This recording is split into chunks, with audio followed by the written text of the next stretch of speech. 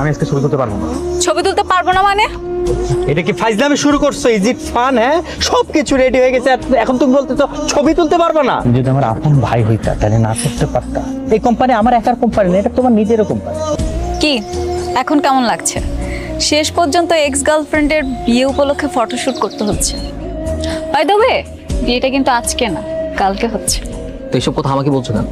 তোমাকে বলবো না তাহলে কাকে বলবো? আমার এক্স বয়ফ্রেন্ড বলে কথা। কিভাবে পোজ দিয়ে ছবি তুলবো সেটা বলবেন না? কেমন ফটোগ্রাফার আপনি? তুমি একটা কাজ করো, আমার কোমরে হাত দিয়ে ছবি তুলো। এইভাবে ছবি ভালো উঠবে না, আপনারা পোস্ট চেঞ্জ করে আমি এই পোজে ছবি তুলতে পারবো। আমাদের ইচ্ছে আমরা এভাবে ছবি তুলছি, আপনি কিছু ছবি তুলুন। আচ্ছা আমরা কি হাসবো নাকি এভাবেই ঠিক আছে? আপনাদের যা ইচ্ছা আপনারা তাই। আমার দিকে তাকিয়ে হাসো, চোখে চোখ রেখে। কি ছবি তুলেছেন এগুলো? একটা ছবিও ভালো হয়নি। ছবি তোলার সময় মনোযোগ কই থাকে? মনোযোগ দিয়ে ছবি তুলতে পারেন না? দেখি দেখি হাসো। বাবা কি এই মেয়েটার ছবি তো ভালো ওঠে কিভাবে? এই মেয়েটা সুন্দর না ক্যামেরাটা সুন্দর? কোনটা? তুলো তো। মানে তুমি দেখো একটা ছবিও সুন্দর হয়নি, তুমি তুলেছো তাই তোমার কাছে সুন্দর লাগছে। কি ব্যাপার? কি সমস্যা তোমার? তুমি এরকম করতেছো কেন? সমস্যা মানে কি এমন করছি আমি? এরকম মুড অফ করে আছো কেন? আমরা এখানে কাপল ফটোশুট করতে আসছি, এমন ভাবে ছবি তুলতেছো যেন মরা বাড়ির ছবি তুলতে আসছো। হাসতে পারো না তুমি? না আমি হাসতে পারি না, এখানে আমার ছবি তোলা হচ্ছে না যে আমাকে হাসতেই হবে। ও হ্যাঁ, হাসবে কি করে? তোমার তো কষ্ট লাগতেছে তাই না? আমার কষ্ট লাগবে কেন? আমার কোনো কষ্ট নাই, আমি এখানে আমার প্রফেশনাল কাজে আসছি, আমার কষ্ট লাগার কি আছে এখানে? এক্স গার্লফ্রেন্ডের বিয়ে ঠিক হয়ে গেছে, সে আরেকজনের সাথে ছবি তুলতেছে, তোমার তো কষ্ট লাগবে। এতই যখন কষ্ট লাগতেছে তাহলে ব্রেকআপ কেন করছিস? মাইমা প্লিজ এখান থেকে যাও, শান্তি মতো নাস্তাটা করতে দাও।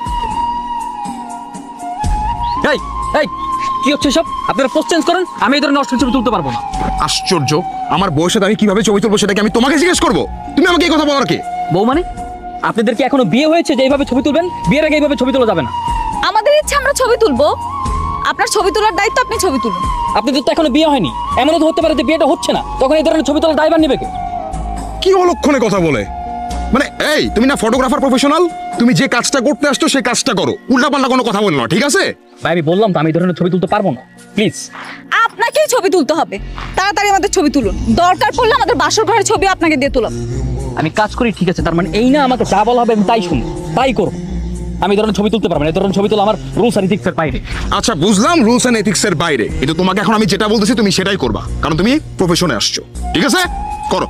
ভাই আপনি যতই যাই বলেন না কেন, যতই ধমক দেন না কেন, আমি পারবো না, আমি বলছি না। আমরা তুলতে চাই, এগুলো আমরা স্মৃতি হিসেবে ধরে রাখবো। কি হয়েছে স্যার? ম্যাডাম মেহেদি, তুমি তর্ক করছো কেন?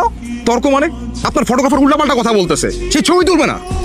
মেহেদি, আমি লক্ষ্য করছি সকাল থেকে তুমি উল্টাপাল্টা কাজ করছো, এখন আবার বলতেছো ছবি তুলতে যাচ্ছ না কেন? ভাই তারা যেভাবে ছবি তুলতে চাচ্ছে সেভাবে ছবি তোলা সম্ভব না, আমি সেভাবে কখনো ছবি তুলিনি আর তুলবো না।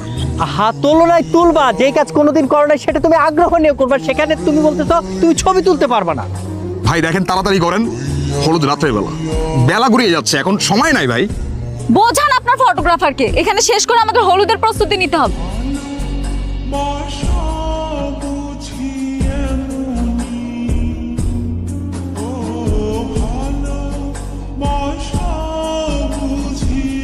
আমাদের বিয়ের সময় যখন গায়ে হলুদ হবে তখন কিন্তু আমরা অনেক মজা করবো। আমি হলুদ রঙের শাড়ি পরবো, সবাই আমাকে হলুদ মেখে দিবে, কত মজা হবে। ভাবতেই কেমন শান্তি লাগে। কিন্তু তুমি তো আমাকে দেখতে পারবে না। কেন কেন দেখতে পারবো না কেন?